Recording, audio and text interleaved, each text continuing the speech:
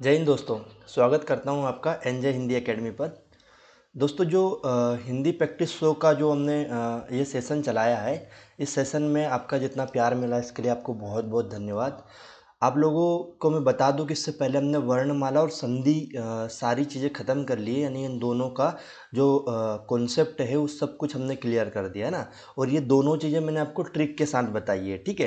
तो यूपीएसआई वाले बच्चे जितने भी है, आप लोगों को ट्रिक के साथ चीज़ों को मैंने बताया है, आप लोगों को ट्रिक के साथ सब कुछ चीज़ों को देखना चाहिए ना। तो अगर आप लोगों ने अभी तक ये क्लासेस नहीं देखी है पुरानी वाली, तो इसी चैनल पर जाना या प्लेलिस्ट पर जाना, आपको सारी चीज़ें मिल जाएगी। यूपीएसआई करके मैंने प्लेलिस्ट बना रखी है। आज का जो हमारा टॉपिक होने वाला है समास का होने वाला है। चलो समास को बताने से पहले एक चीज़ मैं आपको बता देता हूँ कि अगर आपको इन सब की पीडीएफ चाहिए, अगर ये नोट्स आपको चाहिए ट्रिक वाइज, तो आप इन नोट्स को पीडीएफ बिल्कुल फ्री ऑफ कॉस्ट ले सकते हो। मेरे टेलीग्राम चैनल पर इन सबको मैंने अपलोड किया हुआ है। टेलीग्राम चैनल कहाँ से ज्वाइन करना है, या तो आप एनजे हिंदी एकेडमी टेलीग्राम पर लिख दोगे तो आ जाएगा, या फिर इसी वीडियो के डिस्क्रिप्शन में आपको उसकी लिंक मिल जाएगी, तो उसको ज़रूर ज्वाइन करना है, ठीक है। तो ये आपको अगर नोट्स या फिर वहाँ पर बहुत सारे टेस्ट मैंने अपलोड किए, अगर ये सारी चीज़ें आपको अ, लग रहा है कि हमें चाहिए सर, तो ये सारी चीज़ें आपको वहाँ पर मिल जाएगी, ठीक है। आज बात करते हैं हम समास की परिभाषा या समास का टॉपिक हम आज स्टार्ट करेंगे। जैसे मैंने आपको बताया था कि संधि क्या होती है, तो दो वर्णों के मेल से उत्पन्न एक विकार को या जो परिवर्तन होता है उसे संधि कहते हैं, यानी दो वर्ण आपस में मिल रहे हैं। समास क्या होता है, यहाँ पर दो शब्दों का मेल, दो या दो से अधिक शब्दों के मिलाकर एक नया सार्थक शब्द बनाने की जो प्रक्रिया है उसे समास कहते हैं। क्या होती है समास की परिभाषा, दो या दो से अधिक शब्दों को मिलाकर एक नया सार्थक शब्द बनाने की प्रक्रिया को समास कहते हैं। इस प्रक्रिया से बने एक नए समस्त पद या सामासिक पद कहा था, यानी इससे बने हुए जो शब्द होता है उसे समस्त पद या सामासिक पद कहा जाता है। तो अभी मैं बताने वाला हूँ कि समस्त पद किसे कहा जाता है, समास विग्रह कौन से पद को कौन से उसको कहा जाएगा, उत्तर पद किसे कहा जाएगा और पूर्व पद किसे कहा जाएगा। ये समास को सोल्व करने के लिए चार चीज़ें याद होनी चाहिए भाई, है ना, कि समस्त पद कौन सा है, समास विग्रह कौन सा है, या फिर कहें कि उत्तर पद कौन सा है, और हमारा पूर्व पद कौन सा है। तो समास की परिभाषा आपको समझ में आई होगी। ये यूनिवर्सल परिभाषा है कि दो या दो से अधिक, याद रखना दो से अधिक लिखा हुआ है, यानी कि फिर कितने भी हो सकते, तीन हो सकते, चार हो सकते, पांच हो सकते, यानी दो से अधिक शब्दों से मिलाकर एक नए सार्थक शब्द को बनाने का। इसका उदाहरण कैसे मैं बताऊं, जैसे यहाँ लिखा है गंगा का जल, तो अब ये गंगा का जल तीन शब्दों से मिलकर बना, इसको हमने कंप्रेस कर दिया, यानी कि इसका समास शब्द बना दिया, तो ये गंगा जल हो गया। यानी कि कुल मिला के समास का अर्थ ये समझो कि संक्षिप्त करना, चीजों को संक्षिप्त करना, या फिर गागर में सागर भरने का जो काम है वो समास करता है ना। यानी एक बहुत बड़े वाक्य को या मतलब दो या चार या छह शब्दों के एक वाक्य को हमें एक शब्द में कहना है, एक शब्द में उसको लाना है, तो वो होता है हमारा समास का काम, है ना। ये समास करता है, ये आपको बेसिकली याद होना चाहिए, ठीक है। चलो आगे बढ़ते हैं कि भाई इसमें क्या क्या चीज़ें होती है समास में। एक होता है समस्त पद, यानी जो समास शब्द बनेगा, जिसे समास शब्द भी कह दो या उसको समस्त पद कहा जाता है। जैसे गंगा जल, ये समास शब्द हो चुका है, ये समास शब्द बन चुका है ना। या फिर समास विग्रह, तो गंगा का जल, ये जो विच्छेद है या ये तोड़ना है, इसे समास विग्रह कहते हैं। इसमें समस्त पद को वापस उसके मूल शब्दों में तोड़ना होता है। जैसे हमने संधि विग्रह देखा था ना, उसी प्रकार से समास विग्रह है, ठीक है। पूर्व पद, पूर्व पद क्या होता है, जैसे गंगा, इस शब्द में जो गंगा लिखा है ये पूर्व पद है, या इसको पहला पद भी कहते हैं ना। और उत्तर पद कौन सा है, इसमें जो जल लिखा हुआ है ये उत्तर पद है, इसको दूसरा पद भी कहते हैं। तो किसी शब्द में पहला पद क्या है और दूसरा पद क्या है, इसको भी आपको याद रखना है, क्योंकि ये अभी समाज में बहुत आने वाला है, ठीक है। अब सबसे बड़ी बात यह कि सर समास के भेद कितने होते हैं ना। तो देखो समास के भेद होते हैं छह। कितने भेद होते हैं समास के, छह भेद होते हैं। मुख्य रूप से कितने भेद होते हैं, छह भेद होते हैं। अब मैं फिर बता दूं कि देखो समास के जो मूल या मुख्य भेद है वो छह ही होते हैं। जैसे तत्पुरुष समास के अपने एक छह भेद है, ये एक अलग बात हो गई, लेकिन जो ओवरऑल समास है, समास का कितने भेद होते हैं, तो समास के छह भेद होते हैं, ये याद रखना है ना। अब इन छह भेद को याद करने की ट्रिक क्या है सर, आप हमें ट्रिक बताइए, क्योंकि हम बिना ट्रिक के तो कुछ कर ही नहीं पाएंगे ना। तो समास के जो 6 भेद है उनको ट्रिक करने याद करने की ट्रिक है अब तक दादा। अब तक दादा, हमारे मालवा में जो बड़े भाई होते हैं उनको दादा कहा जाता है। क्या कहा जाता है? दादा। वो हमारे यहाँ उनको दादा नहीं कहा जाता, जो गुंडे पहलवान होते हैं ना, जो बाहुबली होते हैं, उनको दादा नहीं कहते हम। हमारे हमसे बड़े वाले भैया को दादा कहते हैं। तो अब तक दादा, अब तक दादा। अ से अवयवी भाव समास मेरे भाई, बा से बहुब्री समास मेरे भाई, ठीक है। नीचे इसमें आएगा त से तत्पुरुष समास, क से कर्मधारय समास, दा से द्वंद्व समास और दा से द्विगु समास। तो अब तक दादा, बस ये शब्द याद रखो, 3 शब्द, आपको सब कुछ समास के भेद याद हो जाएंगे ना। देखो समास के प्रकार आपको याद नहीं हो रहे, टेंशन लेने की कोई बात नहीं है, बस 3 शब्द याद रखो, अब तक दादा। अब तक दादा। आ से अवयवी भाव, बा से बहुब्री, ता से तत्पुरुष, क से कर्मधारय, दा से द्वंद्व और दा से द्विगु। सॉरी।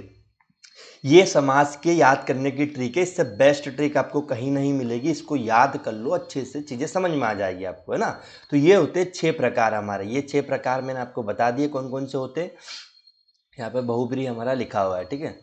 फिर उसके बाद मेरे भाई आता है, हम अब एक एक प्रकार को डीप में देखते हैं, है ना। लाइन बाय लाइन एक एक प्रकार को देखते हैं। तो मेरे भाई पहला प्रकार आता है अवयवी भाव समास। पहला क्या आता है? अवयवी भाव समास। अवयवी भाव समास को कैसे याद रखें, क्या ट्रिक इसकी याद रखने की है, तो जाकि हम एग्ज़ाम में देखते से ही क्वेश्चन को सोल्व कर दें, तो इसकी ट्रिक भी बताऊंगा, इसका बेसिक कॉन्सेप्ट भी बताऊंगा। जैसे यहाँ पर लिखा, जिस समास का पहला पद पूर्व पद, पहला पद क्या है? पूर्व पद, यानी अव्यव हो और वही प्रधान हो। देखो पहला पद अव्यव, अव्यव का मतलब होता है उपसर्ग। अव्यव जो है एक संस्कृत शब्द है, संस्कृत इसका हिंदी अर्थ होगा उपसर्ग, यानी उपसर्ग को संस्कृत में अव्यव कहा जाता है ना। तो जिस समास का पहला पद यानी पूर्व पद, ठीक है, अव्यव हो और वही प्रधान हो। देखो प्रधान का मतलब ये कि उसका एक अर्थ निकल रहा हो, यहाँ सार्थक अर्थ निकल रहा हो, है ना। यानी कि अगर वो पहला पद नहीं होगा तो उस वाक्य का कोई अर्थ ना निकलेगा, है ना। ये चीजें बता रहा है। तो अगर उसका प्रधान हो, उसे अवयवी भाव समास कहते हैं। इसके बिना समस्त पद भी अवयव की तरह काम करता है। जैसे इसकी पहचान के लिए, यानी ट्रिक के लिए चीज़ें मैंने बता रखी है कि भाई मैंने बताया अवयव आना चाहिए, अवयव यानी उपसर्ग आना चाहिए। जैसे पहला पद आ हो सकता है, अनु हो सकता है, प्रति हो सकता है, यथा, भर, हर, प्रा, परि, प्रति, ठीक है। इस प्रकार के आपके अवयव हो सकते हैं, यानी कि आपके उपसर्ग हो सकते हैं। आप सीधी सी बात याद रखो, आपको अवयव अगर कंफ्यूजन हो रहा है तो आप उपसर्ग शब्द याद रखो कि अगर वाक्य के पहले यानी पूर्व पद में उपसर्ग आ रहा है तो आंख मिच कर लगा देना, क्या आ रहा है? अवयवी भाव समास आ रहा है और वही पद आपका प्रधान होना चाहिए उसमें, ठीक है। ये चीज़ें आपको याद होना चाहिए। जैसे एग्जाम्पल से मैं आपको बताऊं, यहाँ लिखा यथाशक्ति। यथाशक्ति यानी शक्ति के अनुसार। अब मेरी बात सुनना, यथा क्या आया मेरे भाई? उपसर्ग है। प्रति क्या आया? उपसर्ग है। आ क्या है? उपसर्ग है। भर क्या है? उपसर्ग है ना। तो यथा, प्रति, आ, भर, इस प्रकार से उपसर्ग इन शब्दों में आए, तो यानी कि आपने आंख मिचकर क्या लगा दिया कि सर यहाँ पे तो अव्ययविभाव समास है। कौन सा है? अव्ययविभाव समास है। अब यथाशक्ति का जब आप समास वगैरह करते हो तो क्या होता है? शक्ति के अनुसार। यथा, यथा का मतलब ही क्या होता है? यानी के अनुसार, है ना। यथा शक्ति यानी शक्ति के अनुसार। प्रतिदिन यानी प्रत्येक दिन। प्रतिदिन का क्या मतलब होता है? जैसा आप कहते हो ना कि हम प्रतिदिन पढ़ाई करते हैं, यानी आप प्रत्येक दिन पढ़ाई करते हो, तो ये इसका अर्थ निकलेगा या इसका समास वगैरह होगा। आ जन्म, जन्म से लेकर, आ जन्म का मतलब होता है जब से जन्म लिया, जन्म से लेकर अब तक, है ना। हम कहते हैं ना आ जन्म में ब्रह्मचर्य रहा हूं, है ना। तो इसका मतलब क्या होता है? जन्म से लेकर अभी तक। भरपेट, भरपेट का मतलब होता है पेट भरकर, है ना। तो ये चीजें मेरे भाइयों यहाँ आपको देखने को मिलेगी। यानी कुल मिला के अवयवी आया, यानी कि अवयवी, यानी इसका अर्थ होता है हिंदी में उपसर्ग, यानी उपसर्ग अगर आ रहा है तो आंख मिचकर लगा देना मेरे भाइयों कि वहां पर हमारा अवयवी भाव समास आया है। ज्यादा दिमाग लगाने की जरूरत होगी नहीं, ठीक है। फिर आता है तत्पुरुष समास। तत्पुरुष समास एक ऐसा समास है जिसमें आपको इसके खुद के भी 6 प्रकार आपको यहाँ पर याद होने चाहिए ना। और ये सबसे इजी समाज है तत्पुरुष समाज। इजी कैसे? इसमें कारक चिन्हों का लोप होता है। कारक चिन्ह आपने कारक पढ़ा होगा, कारक के जो मेन प्रकार होते हैं वो 8 प्रकार होते हैं, लेकिन उसका जो पहला और 8वां प्रकार है वो तत्पुरुष में काम नहीं आता। इसका दूसरे से लगाकर 7वें प्रकार तक तत्पुरुष में काम आता है। तो यानी कि ये जो 6 प्रकार है, ये 6 प्रकार तत्पुरुष समाज में काम आते हैं, प्रयोग आते हैं। तो ये याद रखना है ना। तो कारक के 8 प्रकार होते हैं, पहला 8वां तत्पुरुष समाज में यूज नहीं होता है, दूसरा से लगाकर 7वां तक तत्पुरुष में प्रयोग होता है, यानी 6 प्रकार इसके यूज होते हैं। जैसे तत्पुरुष समास क्या कहता है ये देखते हैं। जिस समाज में दूसरा पद उत्तर पद प्रधान होता है और दोनों पदों के बीच कारक चिन्ह विभक्ति का लोप होता है, उसे तत्पुरुष समास कहते हैं। मैं फिर रिपीट कर रहा हूँ, जिस समाज में दूसरा पद यानी उत्तर पद जो है वो प्रधान होता है और दोनों पदों के बीच कारक चिन्ह यानी विभक्ति का लोप होता है। किसका लोप होता है? विभक्ति का लोप होता है, उसे क्या कहते हैं? तत्पुरुष समास कहते हैं। क्या कहते हैं मेरे भाइयों? तत्पुरुष समास कहते हैं। यानी कि दोनों देखो, उत्तर पद प्रधान होता है, यानी कुल मिला के दूसरा पद इसमें प्रधान होगा, नंबर 1 बात। दूसरा है दोनों पदों के बीच में अगर कारक चिन्ह आ रहा है तो वहाँ पर तत्पुरुष समास होगा। बस इतना याद रख लो, ज़्यादा दिमाग लगाने की ज़रूरत नहीं है। जैसे इसकी पहचान के लिए मैंने यहाँ पर वो चिन्हों को भी दिया, जैसे को चिन्ह, को हो, से हो, के लिए हो, का, की, के, में, पर, इस प्रकार के चिन्हों का प्रयोग अगर दो शब्दों के बीच में हो रहा है, यानी कि वहाँ पर आपका तत्पुरुष समास होगा। ठीक है, जैसे कि एग्जाम्पल से मैं बताऊँ आपको, कैसे? राजपुत्र लिखा है, राजपुत्र यानी राजा का पुत्र, तो मेरे भाई राजा का पुत्र, तो यहाँ पर का तत्पुरुष समास का चिन्ह का लोप हुआ, और ये जो का चिन्ह है संबंध तत्पुरुष का है ना, तो ये भी मैंने यहाँ पर लिख दिया कि कौन से तत्पुरुष का है, क्योंकि तत्पुरुष के भी 6 प्रकार, अभी मैं बताने वाला हूँ कि तत्पुरुष के कितने प्रकार है और वो कौन कौन से प्रकार के कौन कौन से चिन्ह है। तो राजपुत्र, राजा का पुत्र, का शब्द आया, यानी कि यहाँ पर संबंध तत्पुरुष की बात हो रही है ना। ठीक है, जैसे यहाँ पर अगला आता है हमारा रसोई घर, तो रसोई के लिए घर, के लिए घर आया, यानी संप्रदान तत्पुरुष के लिए चिन्ह प्रयोग होता है। देश निकाला, देश से निकाला, से शब्द का प्रयोग हुआ, यानी अपादान तत्पुरुष, यहाँ पर से शब्द का प्रयोग हुआ, यानी कि से शब्द का प्रयोग हो रहा है ना। तो इसी प्रकार से मैंने वो तत्पुरुष समास के 6 प्रकार आपको यहाँ दे रखे, और उनके चिन्हों को भी याद करने के लिए मैंने आपको दे दिया है यहाँ पर। जैसे पहला आता है हमारा कर्म तत्पुरुष। कर्म तत्पुरुष या कर्म कारक भी से कह सकते हो, दोनों का एक ही चिन्ह होगा। कर्म तत्पुरुष का चिन्ह होता है को, यानी कि जहाँ शब्दों के बीच में को चिन्ह का प्रयोग हो रहा है वहाँ पर कर्म तत्पुरुष होगा। करण तत्पुरुष, जहाँ पर से द्वारा या के द्वारा शब्द का प्रयोग हो रहा है वहाँ पर करण तत्पुरुष होगा। संप्रदान तत्पुरुष, जहाँ के लिए शब्द का प्रयोग हो रहा है वहाँ पर संप्रदान तत्पुरुष होगा।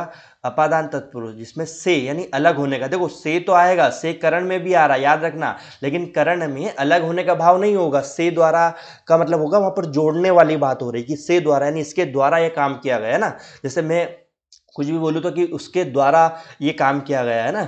और अगर यहाँ बोलूँ अपादान तत्पुरुष, तो यहाँ पर होगा से अलग होने का भाव। किससे अलग होने का भाव होगा? अलग होने का भाव, यानी कि यहाँ पर कोई चीज़, दो चीज़ आपस में अलग हो रही है, तो जहाँ पर अलग होने का भाव के साथ सी का प्रयोग किया जाए वो अपादान तत्पुरुष वहाँ पर होगा मेरे भाई। जैसे अभी एग्जाम्पल में मैंने बताया भी था आपको यहाँ पर कि देश निकाला, तो देश से निकाला, अब यहाँ पर देश से अलग कर रहे हैं उसे, यानी यहाँ पर अलग होने का भाव हो रहा है, तो ये अपादान तत्पुरुष आ रहा है। ठीक है, जैसे उसी प्रकार से अब नीचे आता है हमारा संबंध तत्पुरुष।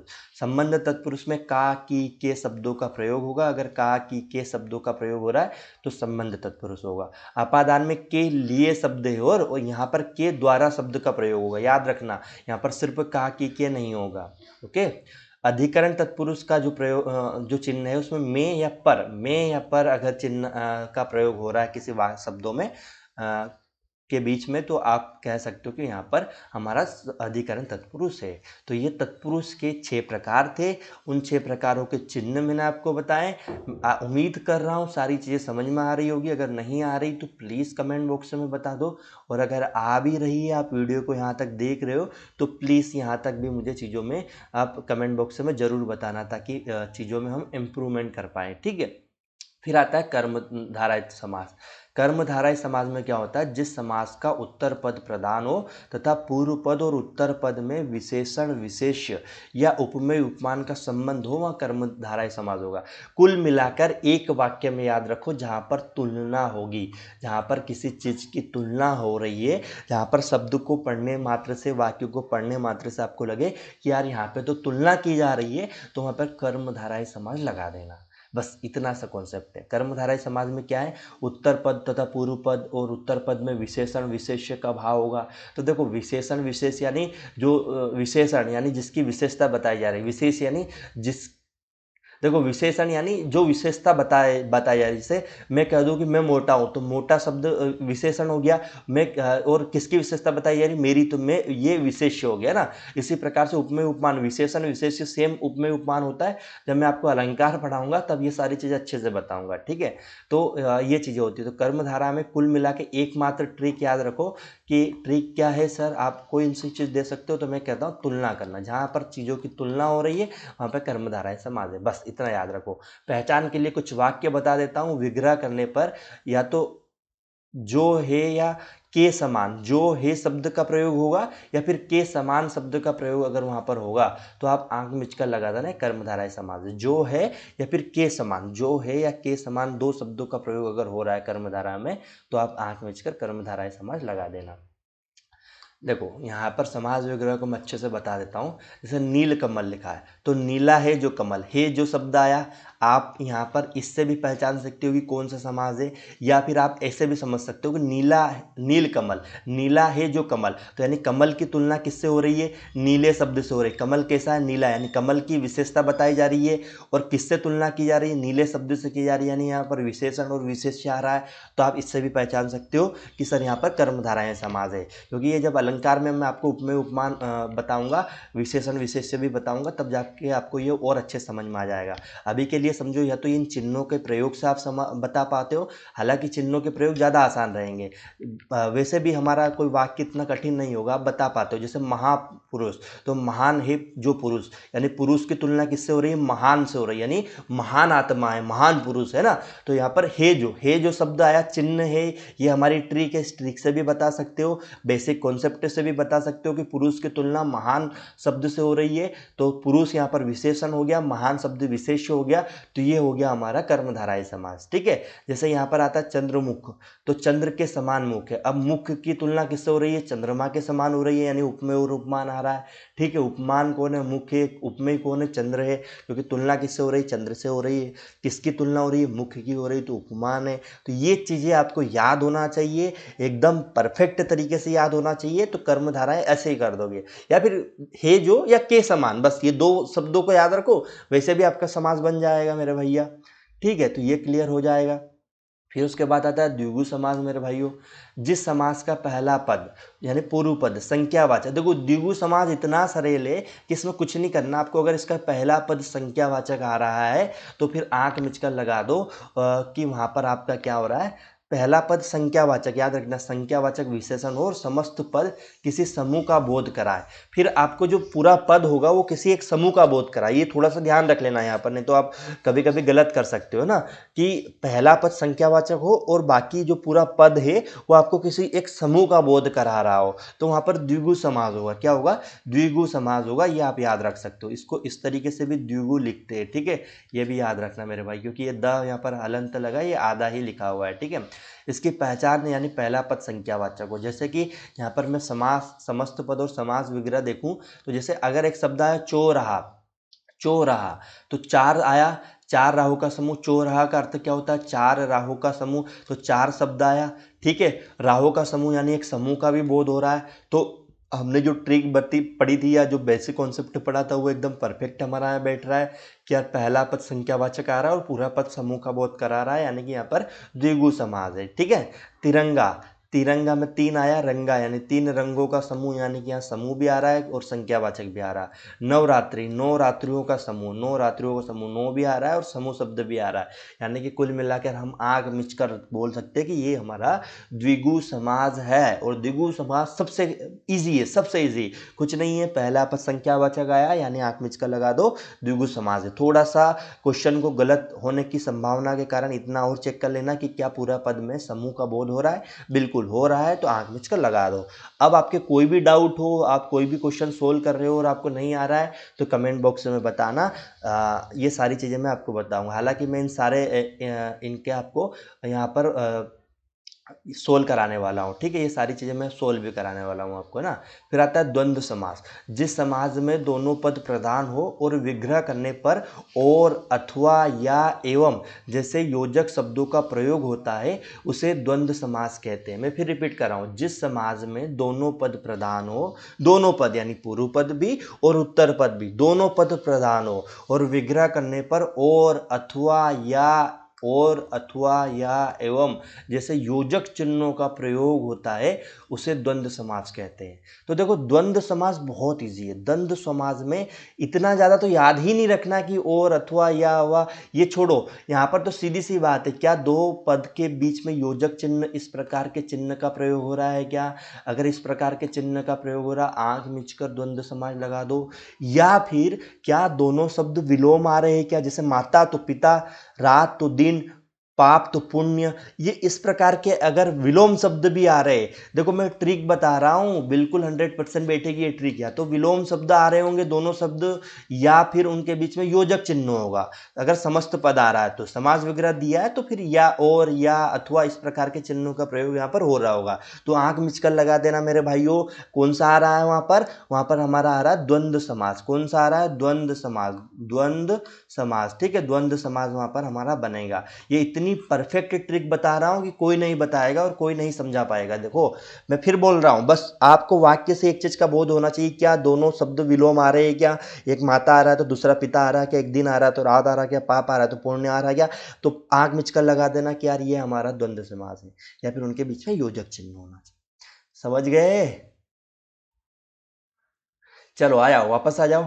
बहुब्रीहि समास लास्ट समास है, और ये सबसे टफ समाज बाकी लोगों को लगता है, क्योंकि इसमें ना तो पहला पद प्रधान होता है ना दूसरा पद प्रधान होता है। इसमें दोनों पद मिलकर किसी तीसरे पद का अर्थ निकालते हैं, तीसरा अर्थ निकलते हैं। ये बहुब्रीहि समास है, इसलिए इसको सबसे लास्ट में हमने रखा ताकि आपको और बेहतरीन तरीके से समझा पाए। जिस समाज में कोई भी पद प्रधान नहीं होता है, दोनों पद मिलकर किसी तीसरे पद का अर्थ की ओर संकेत करते हैं, उसे बहुब्रीहि समास कहते हैं। जैसे पहचान के लिए बनाया, इसका विग्रह करने पर वाला, जिसका, जिसकी जैसे शब्दों आते हैं और यह एक विशेष अर्थ बताता है। जैसे वाला, जिसका या जिसकी, इस प्रकार के विग्रह करते समय इस प्रकार के शब्द आ सकते हैं, लेकिन जरूरी नहीं है कि ये आए, है ना। इसको सीधी सी मेरी ट्रिक से समझना, बात समझना, ठीक है। जैसे दोनों पद प्रधान नहीं है, कोई तीसरे अर्थ का बोध होगा, तो कैसे होगा ये, चलो बता देते हैं। लिखा है लंबोदर। लंबोदर, अब आपको बोल दिया कि लंबोदर का समास विग्रह करो, तो लंबोदर कौन है भाई? लंबा है उदर जिसका, उदर यानी पेट होता है, उदर का मतलब क्या होता है? पेट। तो लंबा है पेट जिसका, अर्थात किसकी बात हो रही? तो गणेश की बात हो रही। तो हमारा मेन आंसर क्या होगा यहाँ पर? लंबोदर यानी गणेश की बात हो रही है। दशानन, अच्छा एक चीज और याद रख सकते हो यहाँ पर, आपको 99% एग्जाम्पल में आपको यहाँ पर क्या आएगा पता है? 99% एग्जाम्पल में आपको किसी भगवान का नाम ही आएगा, भगवान का नाम ही आपको बहुब्रीहि समास में आएगा। ये मेरी बात अच्छे से गांठ बांध के रख लो कि क्या भगवान का नाम आ रहा है क्या? 99% एग्जाम्पलों में या 99% क्वेश्चनों में आपको यही मिलेगा, लंबोदर अर्थात गणेश। दशानन, दस है आनंद जिसके यानी मुख जिसके 10 है, यानी कि रावण। नीलकंठ यानी नीला है कंठ जिसका अर्थात शिव, या फिर ये कहूँ कि वीणा वाणी है नहीं, वीणा को धारण करने वाली अर्थात सरस्वती, या फिर चक्रपाणी, चक्र को धारण करने वाला अर्थात विष्णु। यानी जहां भगवान के नाम आ रहे हैं वहां आंख मिचकर लगा देना बहुब्रीहि समास। नहीं होगा गलत, मैं बोल रहा हूं गलत नहीं होगा, ठीक है, इतना विश्वास रखना। नहीं तो 5-50 एग्जाम्पल सोल्व करके देख लेना। या फिर थोड़ा सा याद रखना, विग्रह करने पर वाला, जिसका या जिसकी शब्द का प्रयोग हो रहा है क्या? अगर इतना हो रहा है तो सीधी सी बात है, वहां पर आप बहुब्रीहि समास लगा सकते हो। देखो जहां भगवान के नाम नहीं आएंगे वहां पर वाला, जिसका या जिसकी शब्द जरूर लगेगा, ये याद रखना। अगर भगवान का नाम आ रहा है तो ये शब्द नहीं लगेंगे, फिर इनका समास विग्रह होकर तीसरा अर्थ बनेगा। और अगर ये शब्द लग रहे हैं तो यानी कि वहाँ भगवान का नाम नहीं आ रहा है, अगर कोई और नाम आ रहा है, कोई और वाक्य दिया हुआ है, तो आप वाला, जिसका, जिसकी करके समास वगैरह कर सकते हो और आप वहाँ पर चुटकियों में आंसर दे सकते हो। तो ये होता है पूरा समास आपका खत्म। समास समास पूरा ख़त्म होता है, संधि हमने पूरी पढ़ ली है और वर्णमाला भी मैंने पूरा आपको पढ़ा दिया है। अब आप क्या चाहते हो मुझे कमेंट बॉक्स में ज़रूर बता देना कि क्या आप इनके PYQs आपको मैं एक बार सोल्व करा दूँ पहले क्या, या फिर अब इसके बाद हम छंद, अलंकार या फिर रस, ये इन चीज़ों पर आगे बढ़े, क्रिया, संधि, सर्वनाम, इन पे आगे बढ़े, या फिर हम PYQ वगैरह पर बात करें। ठीक है, तो मुझे कमेंट बॉक्स में ज़रूर बताना। अगर यहाँ तक वीडियो को देखने के लिए पहुँचे, वीडियो अच्छा लग रहा है तो प्लीज़ चैनल को सब्सक्राइब और लाइक ज़रूर करना और अपने दोस्तों तक ज़रूर पहुँचाना प्लीज़।